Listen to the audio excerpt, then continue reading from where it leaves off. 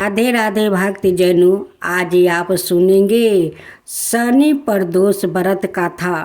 कथा के अनुसार प्राचीन काल में एक नगर में सेठ थे। सेठ जी के घर में हर प्रकार की सुख सुविधा थी, लेकिन संतान नहीं होने के कारण सेठ और सेठानी हमेशा दुखी रहते थे। काफ़ी सोच विचार करके सेठ जी ने अपना काम नौकरों को सौंप दिया और खुद सेठानी के साथ तीर्थ यात्रा पर निकल पड़े।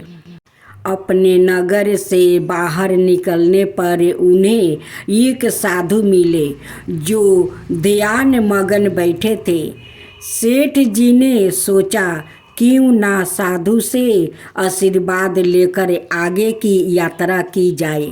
सेठ और सेठानी साधु के निकट बैठ गया। साधु ने जब आंखें खोली तो उन्हें गाता हुआ कि सेठ और सेठानी काफ़ी समय से आशीर्वाद की प्रतीक्षा में बैठे हैं। साधु ने सेठ और सेठानी से कहा कि मैं तुम्हारा दुख जानता हूँ, तुम शनि प्रदोष व्रत करो, इससे तुम्हारे संतान सुख प्राप्ति होगा। साधु ने सेठ सेठानी को प्रदोष व्रत की विधि भी बताई और शंकर भगवान की नियम वंदना बताई। हे रुद्रा देव शिव नमस्कार, शिव शंकर यज्ञ गुरु नमस्कार, हे नीलकंठ सूर्य नमस्कार, शिष्य मोली चंदर सुख नमस्कार, हे उमाकंत सुधि नमस्कार, उग्रहा रूप मन नमस्कार, ईशान ईश्वर प्रभु नमस्कार, विश्वेश्वर प्रभु शिव नमस्कार। दोनों साधु से आशीर्वाद लेकर तीर्थ यात्रा के लिए आगे चल पड़े। तीर्थ यात्रा से लौटने के बाद सेठ और सेठानी ने मिलकर शनि प्रदोष व्रत किया, जिसके प्रभाव से उनके घर एक सुंदर पुत्रा का जन्म हुआ और खुशियाँ से उनका जीवन भर गया।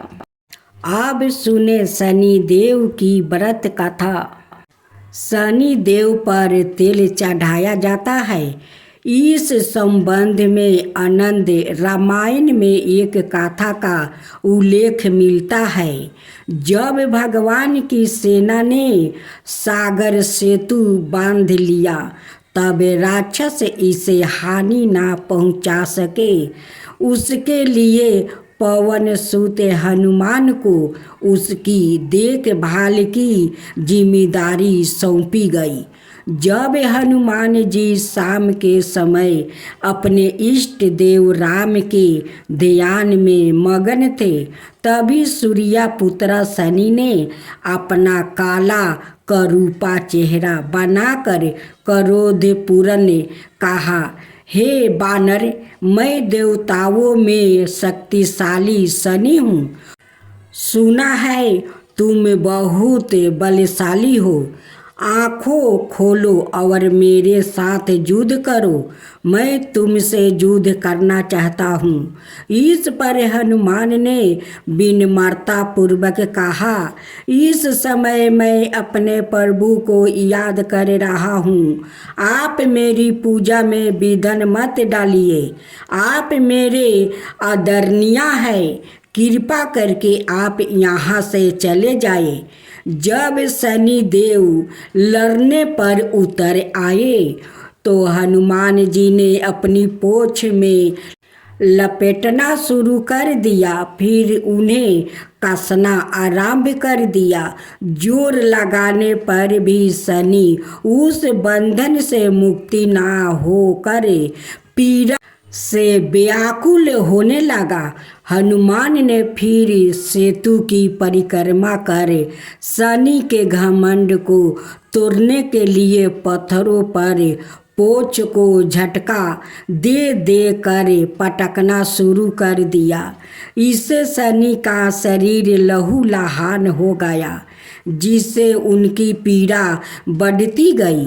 तब शनिदेव ने हनुमान जी से प्रार्थना की कि मुझे बंधन से मुक्ति कर दीजिए। मैं अपने अपराध की सजा पा चुका हूँ, फिर मुझसे ऐसी गलती नहीं होगी।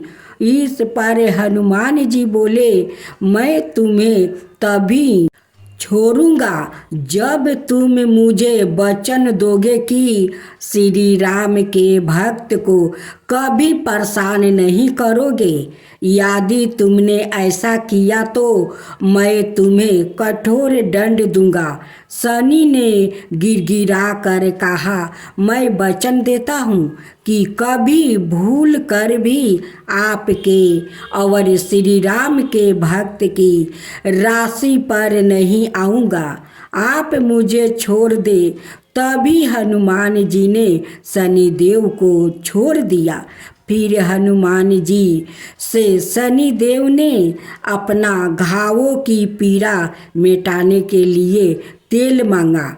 हनुमान जी ने जो तेल दिया उससे घाव पर लगाते ही शनिदेव की पीड़ा मिट गई। उसी दिन से शनिदेव को तेल चढ़ाया जाता है, जिससे उनकी पीड़ा शांत हो जाती है और वो प्रसन्न हो जाते हैं। अब सुने चैत्रा अमावस्या व्रत कथा। एक समय की बात है, एक ब्राह्मण अपनी पत्नी के साथ रहता था। वो दोनों ही भगवान विष्णु के बहुत बड़े भक्त थे। दोनों प्रतिदिन अपना ज़्यादातर समय भगवान के ध्यान और पूजा पाठ में बिताते थे। ब्राह्मण का घर धन धनाय से भरा हुआ था, किंतु संतान न होने के कारण यह चंपित अत्यंत दुखित रहता था। एक दिन ब्राह्मण ने अपनी पत्नी से कहा कि मैं तपस्या करने के लिए वन में जा रहा हूँ। इसके बाद वो भगवान पर भरोसा और संतान की कामना लेकर वन में तपस्या करने के लिए चला गया। ब्राह्मण को कठोर तपस्या करते हुए कई बरस बीत गया, लेकिन उसे फल की प्राप्ति नहीं हुई। अंत में हार मानकर ब्राह्मण ने अपने जीवन को समाप्त करने का निर्णय लिया। अपने जीवन समाप्त करने के बारे में सोचकर उसने पेड़ की डाली पर फांसी का फंदा डाल दिया और उसने गले में बांधने लगा। तभी वहाँ पर सुख अमावस्या प्रकट होकर बोली, हे ब्राह्मण, तुम्हारे भाग्य में 7 जन्म तक कोई संतान नहीं लिखी है, किंतु मैं तुम्हें 2 कन्या का वरदान देती हूँ। तुम अपनी एक कन्या का नाम अमावस्या रखना और दूसरी का नाम पूनम रख देना। तुम अपनी स्त्री से कहना कि वो 1 बरस तक सुख अमावस्या का व्रत रखे और अमावस्या के दिन 1 कटोरी चावल भर कर उस पर दक्षिणा रख कर दान कर दे। सुख अमावस्या की बात सुनकर ब्राह्मण घर आया और पूरा वृत्तांत उसने अपनी पत्नी को सुनाया। सुख अमावस्या के आदेश अनुसार ब्राह्मणी ने व्रत रखना आरंभ कर दिया। कुछ दिनों बाद ब्राह्मण के घर 2 कन्याओं ने जन्म लिया, जिसमें से एक कन्या का नाम अमावस्या और दूसरी का नाम पूनम रखा गया। जब ब्राह्मण की दोनों बेटियों बड़ी हुई तो ब्राह्मण ने उनका विवाह कर दिया। बड़ी बहन अमावस्या धर्मी के स्वभाव की थी। वो काफ़ी समय भगवान की पूजा और धर्म कर्म में व्यतीत करती थी। इसके विपरीत पूनम भगवान को बिल्कुल भी नहीं मानती थी। बड़ी बहन अमावस्या के घर में सुख समृद्धि का भंडार था, पर छोटी बहन का घर में दरिद्रता छाई थी। जब बड़ी बहन अमावस्या को अपनी छोटी बहन पूनम के बारे में पता चला कि वो बहुत दुखी है, तब अमावस्या अपनी बहन के लिए ढेर सारा सामान लेकर उससे मिलने गई। छोटी बहन के घर पहुंचकर अमावस्या ने उसे 1 बरस तक सुख अमावस्या का व्रत करने की सलाह दी। साथ ही अमावस्या ने व्रत को विधि पूर्वक करने के बारे में पूनम को बताते हुए यह भी कहा कि तुम 1 बरस तक सुख अमावस्या का व्रत करना और 1 कटोरे में चावल भर कर उसे दान कर देना। ऐसा करने से तुम्हारे सभी कष्ट दूर हो जाएंगे और घर में सुख समृद्धि आएगी। पूनम ने अपनी बहन की बात को मानते हुए बिल्कुल ऐसा ही किया, जिसके बाद 1 साल के भीतर पूनम का घर धन धनाय से भर गया और उसके घर एक बेटे ने जन्म लिया। तब से पूनम अमावस्या की व्रत करने लगी। अब सुने पितृ पक्ष की पौराणिक कथा के अनुसार जोग और भोग 2 भाई थे। दोनों अलग अलग रहते थे। जोग धनी था और भोग निर्धन। दोनों में परस्पर बड़ा प्रेम था। जोग की पत्नी को धन का अभिमान था, किंतु भोग की पत्नी बड़ी सरल हृदय थी।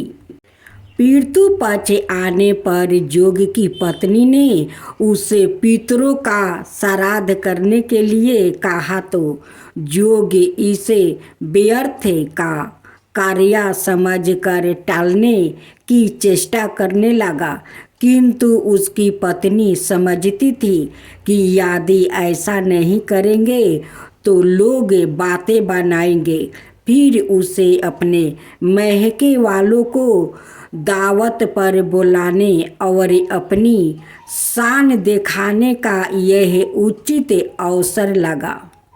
तब वो बोली, आप शायद मेरी परेशानी की वजह से ऐसा कह रहे हैं, किंतु इसमें मुझे कोई परेशानी नहीं होगी। मैं भोग की पत्नी को बुला लूँगी, दोनों मिलकर सारा काम कर लेंगी। फिर उसने जोग को अपने पीहर न्योता देने के लिए भेज दिया। दूसरे दिन उसके बुलाने पर भोग की पत्नी सुबह सवेरे आकर काम में जुट गई। उसने रसोई तैयार की, अनेक पकवान बनाई, फिर सभी काम निपटा कर अपने घर आ गई। आखिर उसे भी तो पितरों का श्राद्ध तर्पण करना था। इस अवसर पर ना जोग की पत्नी ने उसे रोका और ना वो रुकी। शीघ्र ही दोपहर हो गई।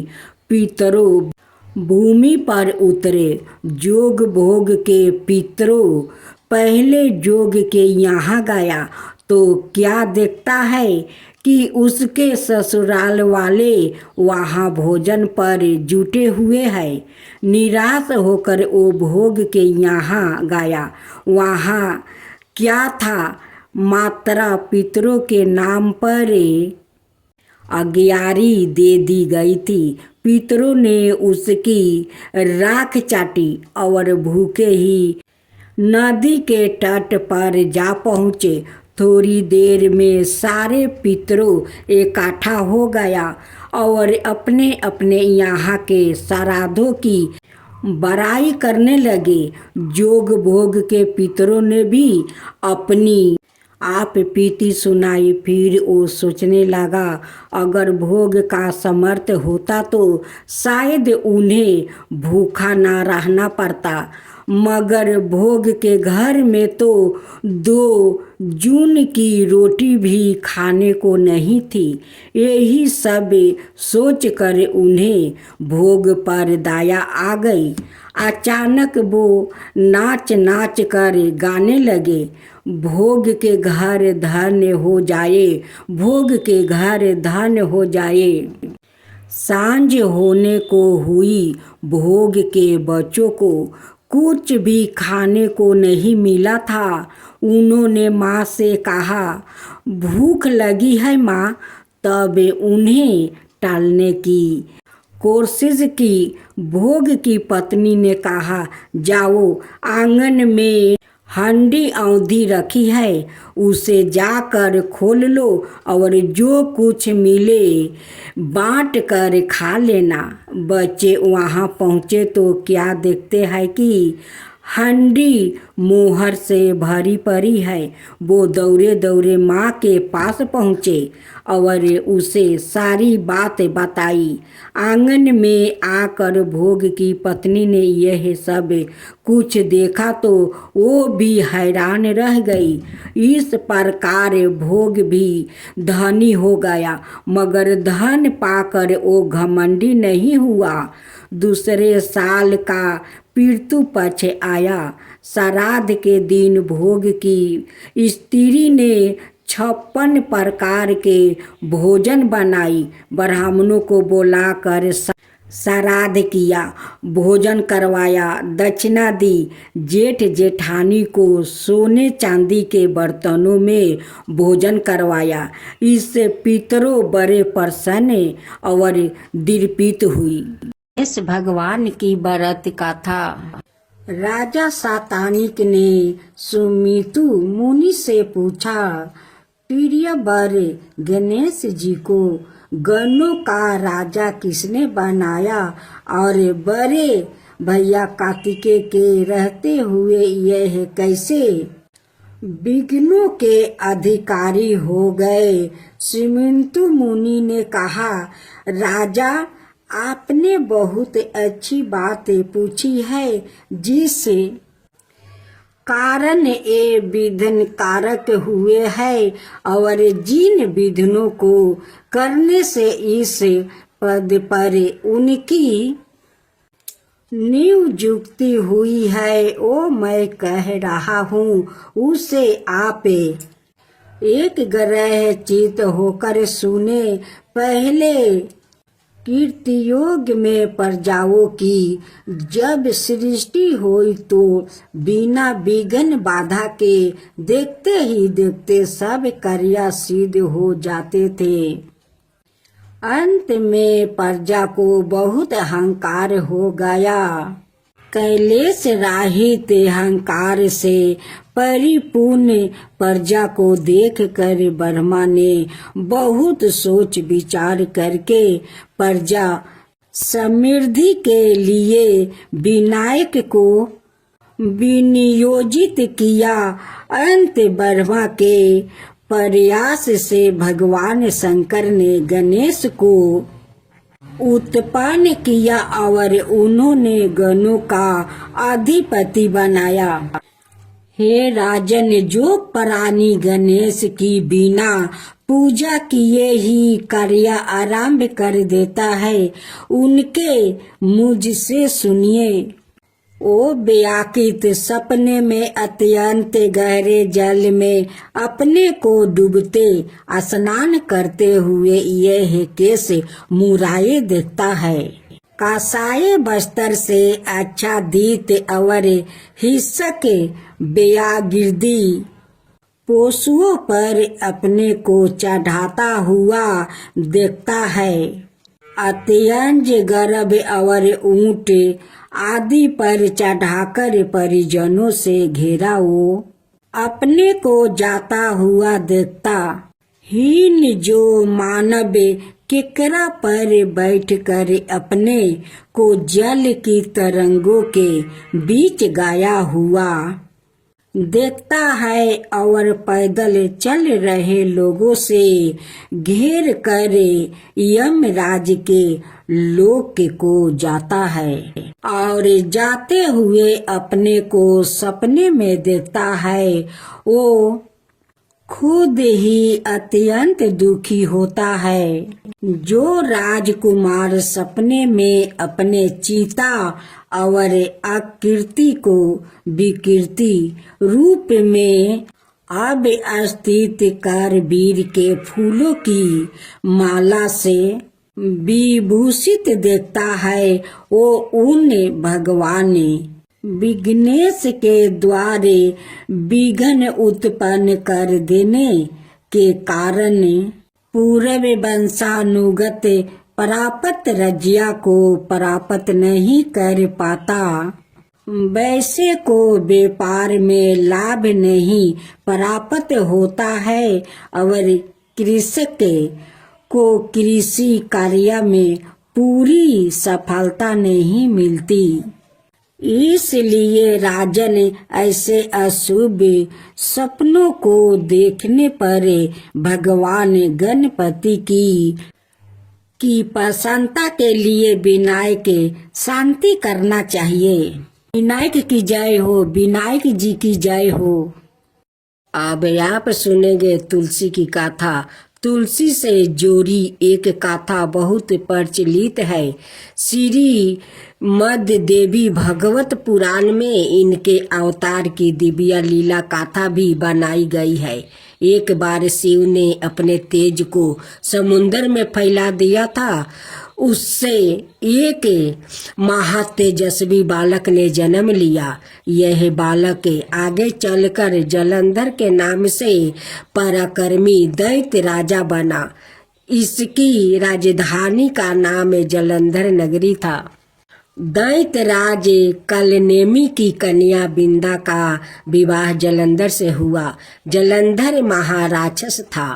अपनी साता के मध्य में चूरी उसने माता लक्ष्मी को पाने की कामना से युद्ध किया, परंतु समुद्र से ही उत्पन्न होने के कारण माता लक्ष्मी ने उसे अपना भाई के रूप में स्वीकार कर लिया।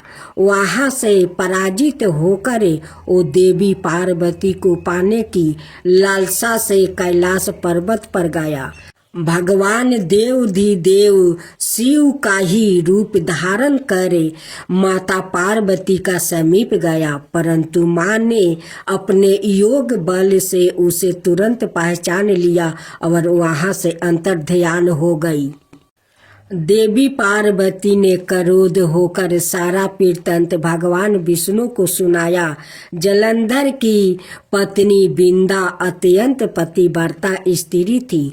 उसी के पतिव्रता धर्म की शक्ति से जलंधर ना तो मारा जाता था और ना ही पराजित होता था। इसलिए जलंधर का नाश करने के लिए बिंदा के पतिव्रता धर्म को भंग करना ही बहुत जरूरी था। इसी कारण भगवान विष्णु ऋषि का भेष धारण कर वन में जा पहुँचे, जहाँ बिंदा अकेली बर्मन कर रही थी।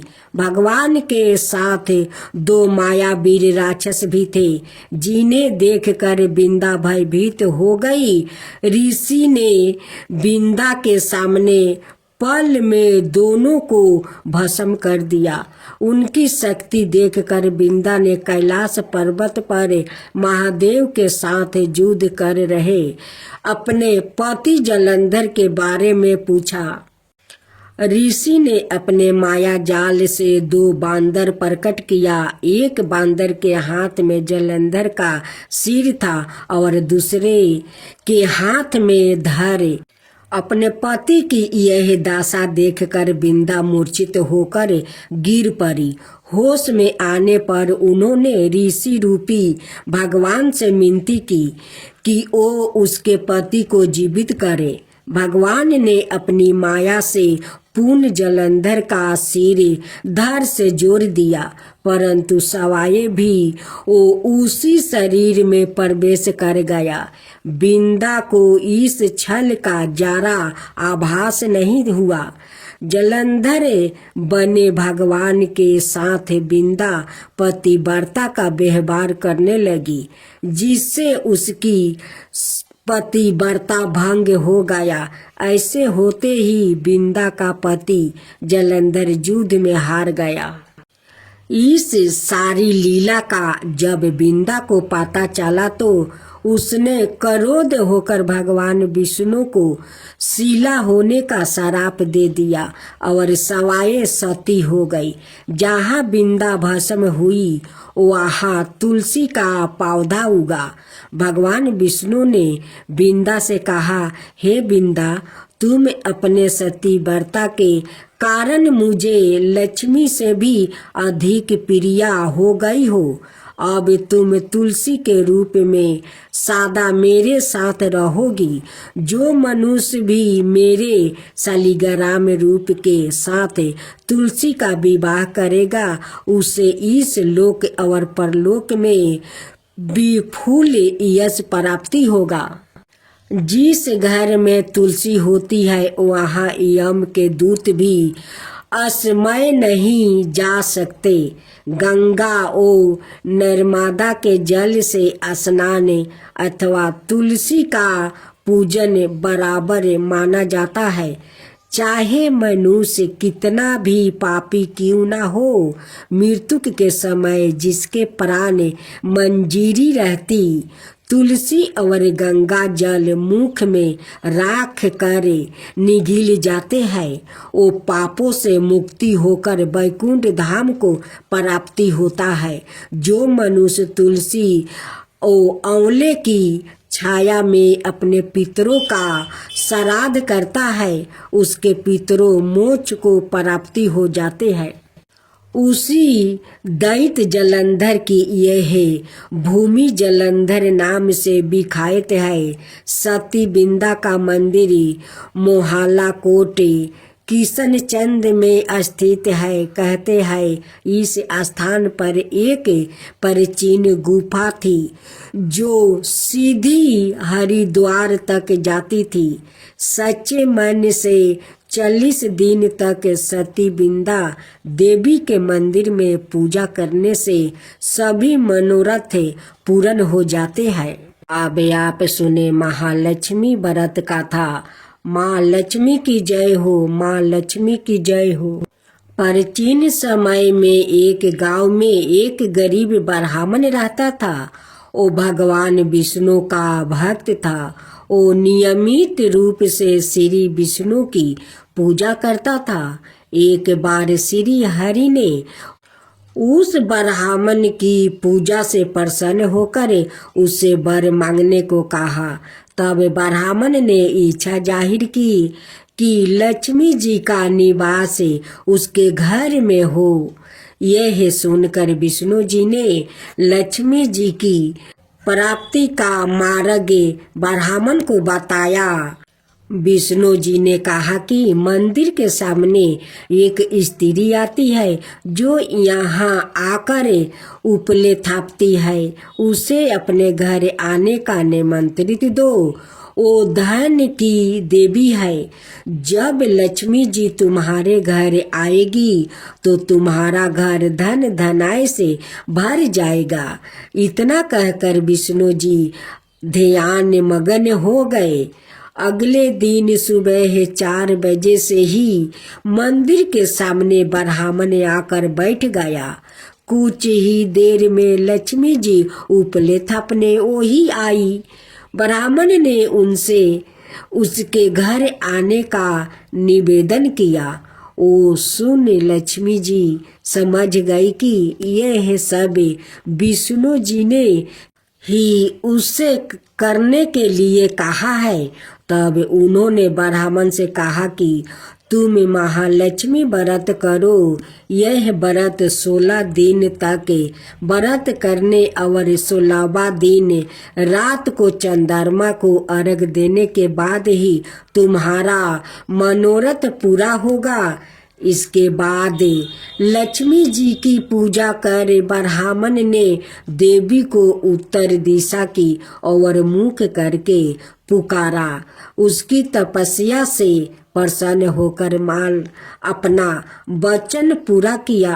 तब से ही यह व्रत पूरी श्रद्धा किया जाता है। ऐसा करने से व्याकुतों को माँ का आशीर्वाद प्राप्ति होता है। महालक्ष्मी व्रत का महत्व। हिंदू धर्म में महालक्ष्मी व्रत पूरे 16 दिनों तक रखा जाता है। हालांकि यह निर्जला व्रत नहीं होता है, लेकिन अन्न ग्रहण करने की मनाही होती है। आप इस व्रत में फलाहार कर सकते हैं। 16वां दिन व्रत का उद्यापन किया जाता है। यदि आप 16 दिन तक महालक्ष्मी व्रत करने में असमर्थ है तो शुरुआत के 3 यह आखिरी के 3 व्रत रख सकते हैं। इससे लोग की सभी मनोकामनाएं जल्दी ही पूरी होती है और घर में सुख समृद्धि का वास होता है।